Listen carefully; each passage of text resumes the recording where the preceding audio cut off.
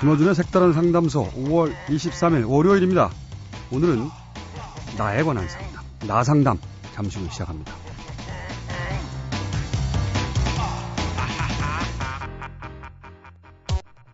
김어준의 색다른 상담소.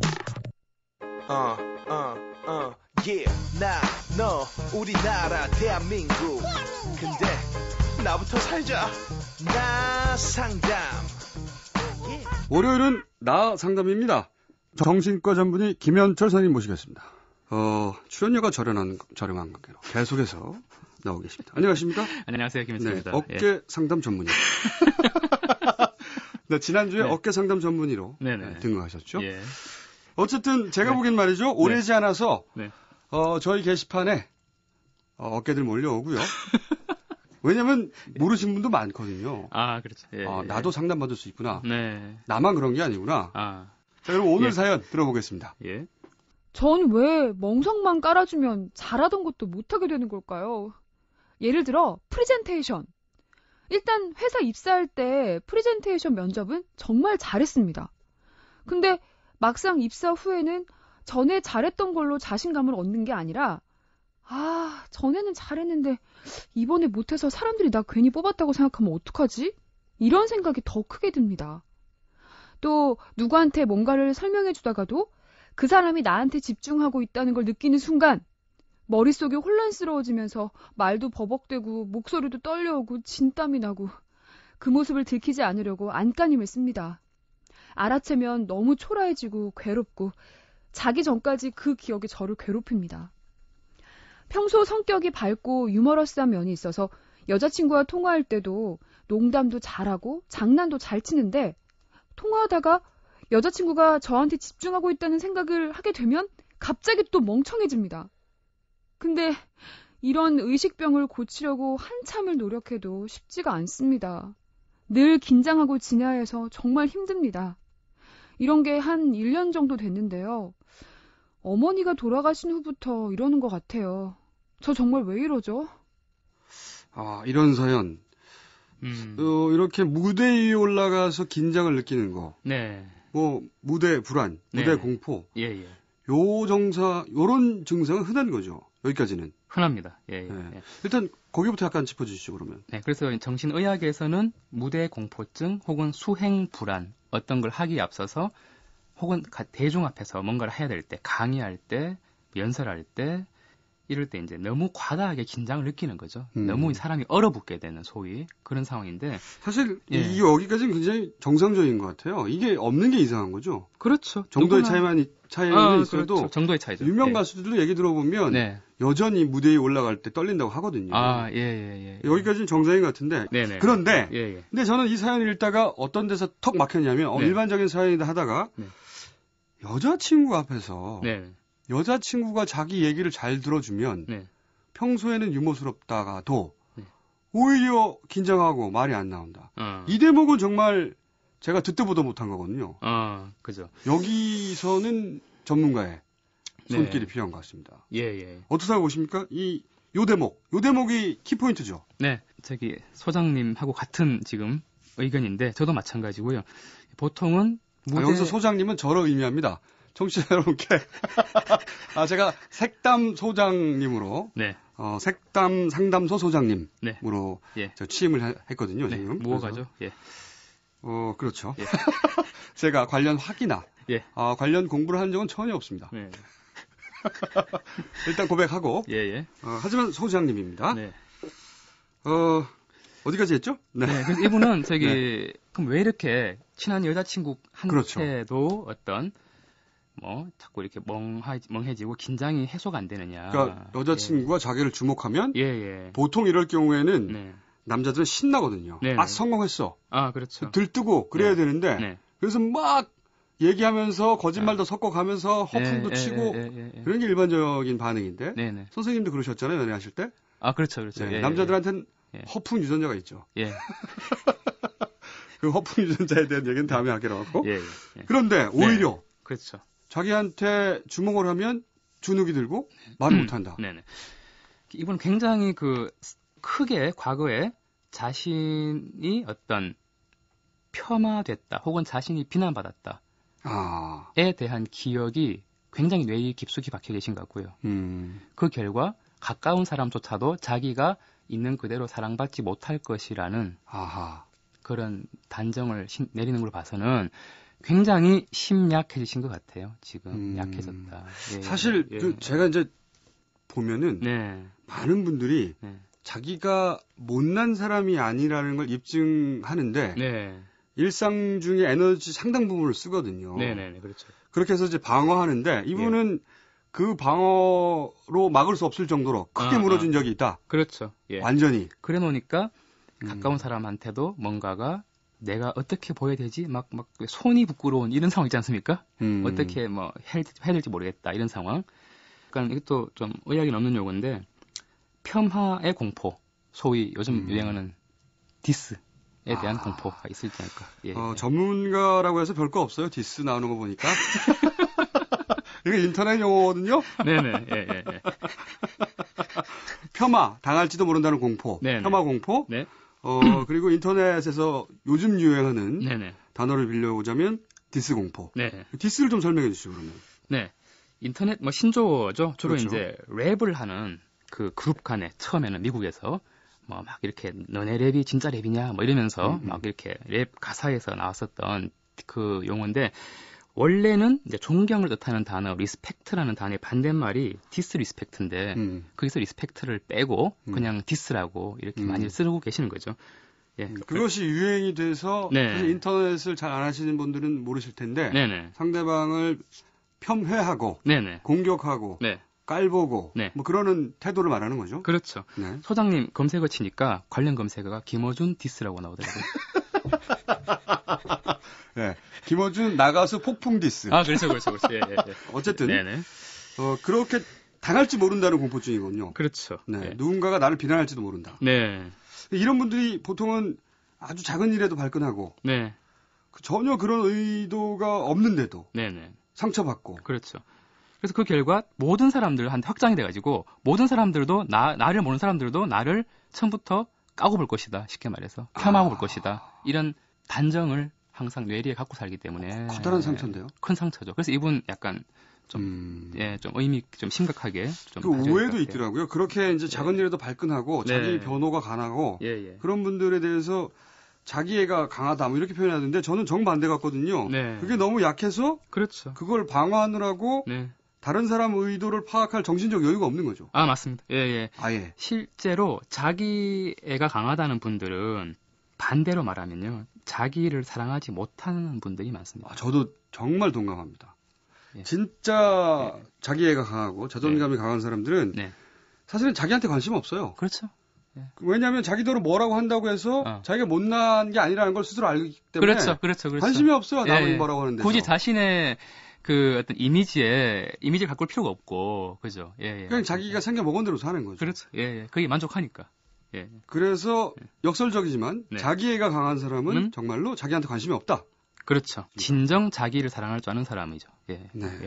그렇게 제 자랑을 한 다음에 다시 사연으로 넘어와서 이분은 그러니까 언젠지는 모르겠으나 어떤 일인지 모르겠으나 자기가 공격받고 깔봄을 당하고 그런 충격적인 상처가 되는 경험이 있었을 것이다. 이렇게 추정하시는 거죠. 그리고 그 본인을 잘 알지도 못한 상황에서 어떤 다른 사람들한테 폄하당했던 소위 극초반 디스. 극초반 디스라고 하는 건 울트라입니까? 울트라죠. 게임 프로그램 보시면 극초반 러시 이런 말이 있듯이 초반도 아니고 극초반. 시작하자마자 아직 알지도 못하는 사람인데 그렇죠. 그냥 보자마자 완전 내리까는 내리까임을 당하는 이런 경험이 완전 초면에. 그래서 이런 경험이 있는 분들은 여기에 되었죠.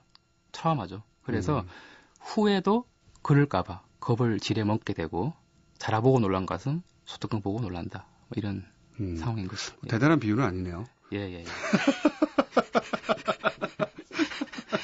그래서 그렇게 되면 그 분노감 그다음에 그때 막 올라왔던 신체적인 어떤 막 당황스러움, 수치심, 모멸감 이런 것들이 심장 박동 빨라지고 이런 경험이 너무 불쾌해 놓으니까 다음에 또 그럴까봐 지레 겁을 먹는 거예요. 예, 아, 지레 겁을 먹어서 그런 상황이 오지도 않았는데 그렇게 돼버리는군요. 예. 어허, 이 사이클을 어떻게 깹니까, 도대체? 그 사이클 말씀 참 잘해주셨는데요. 네, 얼마 전에 제가 첫 시간에 투사 전가 말씀을 잠깐 드리지 않았습니까? 그렇죠. 함부로 전문 용어로 사용하셨어. 상당히 기분이 나빴죠. 아유, 예.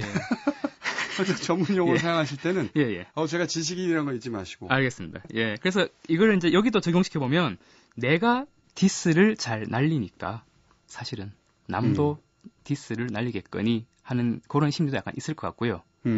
지레 방어하는 거군요. 그렇죠. 자신이 약간 남들을 쉽게 폄하했던 과거가 있을 것 같고, 두 번째는 조금 어려운 말인데 투사적 동일시란 말이 있어요. 뭐냐면 내가 누군가에게 어떤 이렇게 시선이 박혀버리면 정말 그 사람이 그렇게 행동이 돼요.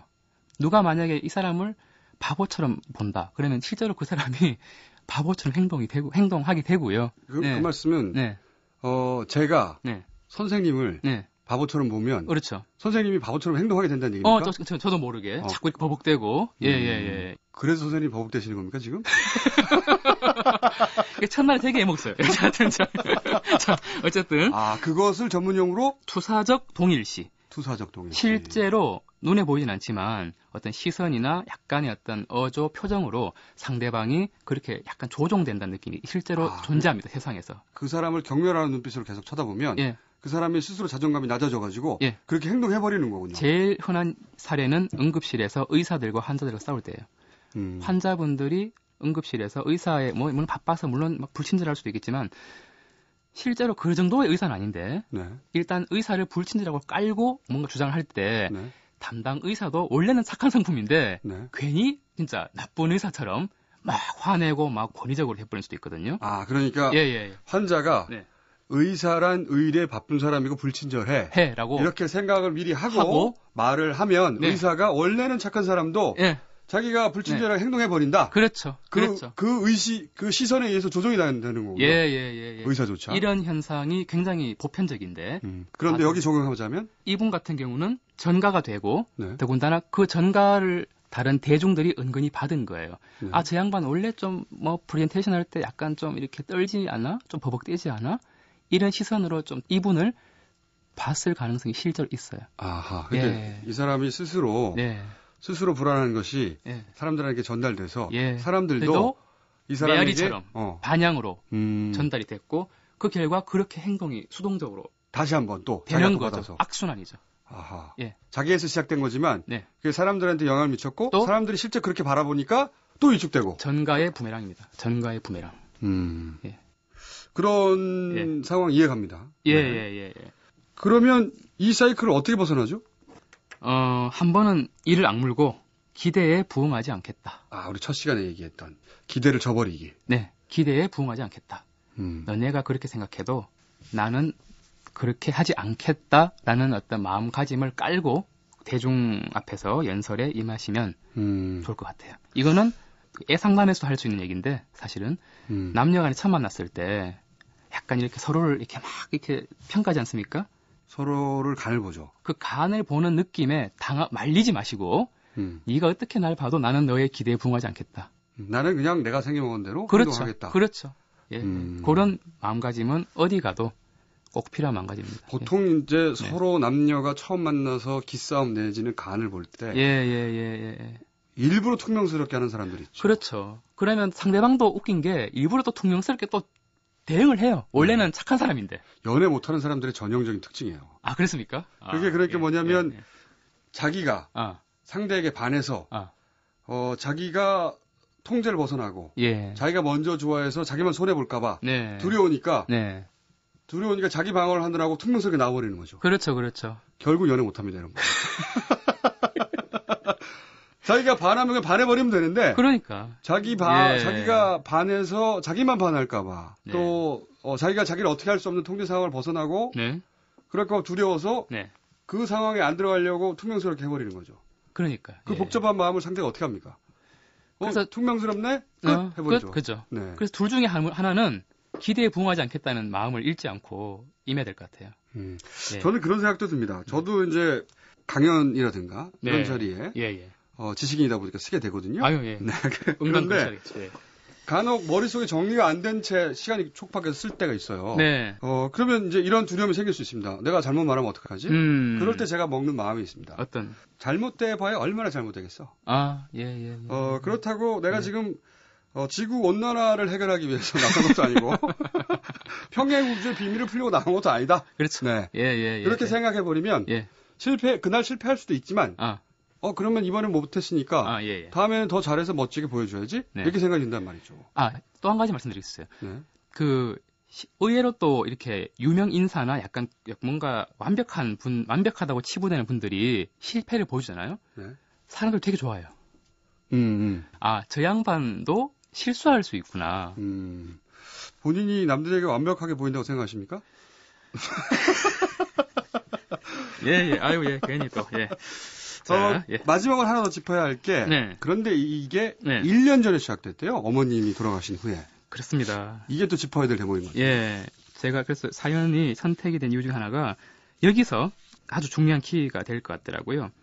좀 약간 무거운 얘기가 될 수 있는데, 이제 어머님을 잃으시고 돌아가신 후에 이런 긴장이 심해지셨는데, 그래서 이분의 사연을 좀 반전을 드리자면, 어쩌면 일반적인 대인 공포, 무대 공포, 지금까지 쭉 얘기했던 디스 공포가 아닐 가능성도 있습니다. 전혀 아닐 수도 있다. 이 한 줄 때문에. 한 줄 때문에. 그렇다면 이 한 줄로 볼 때 추정되는 것은 병적인 애도 반응이라는 말을 쓰고 싶어요. 애도라는 거는 돌아가신 분을 기리는 심정을 가리키는데요. 그렇죠. 정상적으로 사랑하는 분을 잃고 나서 한 2, 3개월까지는 그분이 생각나고 일도 잘 안 되고 밥맛도 없고 우울에 빠질 수 있죠. 근데 이런 식으로 1년이 지났는데도 뭔가가 전혀 부모님을 잃은 거랑은 무관한 듯이 보이지만 뭔가가 불안한 증세가 이어지고 있지 않습니까? 그래서 이거는 잘 연결고리를 찾아보자면 아마 어머님의 임종을 못 보셨거나 아니면 어머님이 갑자기 돌아가셔서 그 전에 본인이 해드렸어야 된다고 생각되는 것들을 미처 못 해드렸을 가능성이 있습니다. 부채의식, 죄의식 이런 게 남은 거군요. 예. 그 앞의 경우에는 우리가 이렇게 하면 된다고 했는데 요 마지막 대목에서는 그러면 이분은 어떤 도움을 드려야 되나요? 어떻게? 도움이라고 하기보다는 진실을 알려드리고 싶어요. 진실. 내가 아무리 바빠도 임종은 좀 봤었어야지 이런 마음이 약간 계실 것 같고요. 그 다음에 그로 인해서 이제 자책, 비난이 남한테 전가가 되니까 다른 사람들 앞에 서기가 부끄러운 거죠, 사실은. 마음속에서는. 그래서 제가 메시지를 드린다면 모든 부모님들은 자기로 인해서 자식이 마음 아파하길 바라는 부모님 없지 않습니까? 그렇죠. 그래서 이제 그 사실을 아시면 좋겠고, 두 번째는 타임머신을 타고 과거로 다시 가도요. 또 같은 생활을 반복했을 것 같아요. 왜냐? 우린 항상 최선을 다하고 사니까. 갑자기 제가 생각난 건데요. 제 여동생이 하나 있었는데 2년 전에 갑자기 지병으로 갔어요, 사실은. 근데 저도 충격적인 일이었죠. 나이가 젊었으니까. 근데 이게 극복되는 게 아니더라고요. 극복되는 게 아니고 익숙해지는 거더라. 익숙해진다. 그거를 억지로 잊으려 하거나 극복하거나 하는 게 아니고 그렇죠. 그 상황을 받아들이고 익숙해지는 것이고 그리고 어느 순간 나도 그렇게 갈 것이니까. 그렇죠. 익숙해지고 받아들여서 그냥 함께 가는 거죠. 그러니까 억지로 잊으려 하거나 극복하려고 하면 안 되는 것 같다. 그런 생각이 좀 드는데. 맞습니다. 그래서 이분도 어쩌면 너무 임종 포인트 그 시기에 너무 고착이 된 것 같고 마음이 여기 딱 붙어 있는 거죠. 붙어 있고 그 이후에도 계속 그때로 자꾸 돌아가려는 회귀하려는 마음이 있는 것 같은데 방금 말씀하신 대로 모든 게 완벽하게 될 수는 없고 그렇죠. 순리대로 그때 이분 사연 주신 분도 어쩔 수 없었고 어머님도 어쩔 수 없었고 우리 세상이란 건 통제할 수 있는 영역보다 통제할 수 없는 영역이 훨씬 더 많다. 그런 사실을 받아들이시면 어떨까 싶습니다. 그 죄책감이 남들의 주목을 두려워하는 원인일 수 있다. 그렇죠. 예. 그 해법은 사실 특별히 있다기보다는 그 사실을 아는 것에서부터 출발할 수 있을 것 같아요. 그렇죠. 아, 내가 그랬구나. 예, 맞습니다. 예. 알겠습니다. 오늘은 여기까지. 네. 혹시 못다 하신 말씀 있습니까? 오늘은 없습니다. 예. 자, 지금까지 정신과 전문의 김현철 선생님이었습니다. 감사합니다. 감사합니다.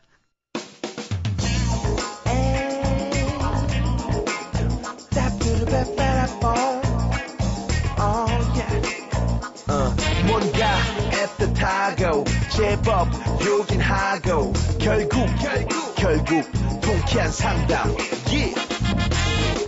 김어준의 색다른 상담소. 김어준의 색다른 상담소 코너 안내 해드립니다. 월요일엔 나 자신의 문제를 이야기하는 나상담, 화요일엔 남녀간의 사랑 이야기 애상담, 수요일엔 꿈 상담입니다. 목요일엔 노상담, 아니라고 말할 수 있는 세상에 대해서 이야기하겠습니다. 그리고 마지막 금요일엔 다상담, 세상에 있는 모든 사안을 모조리 상담합니다. 저희 김어준의 색다른 상담소 홈페이지에 오시면 상담 대기실이 있습니다. 사연 올려주십시오.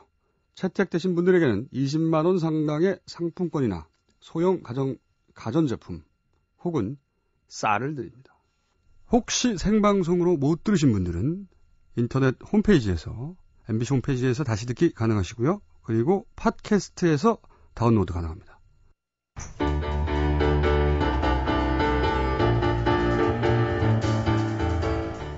정말 강한 사람은 자기한테 관심이 없습니다.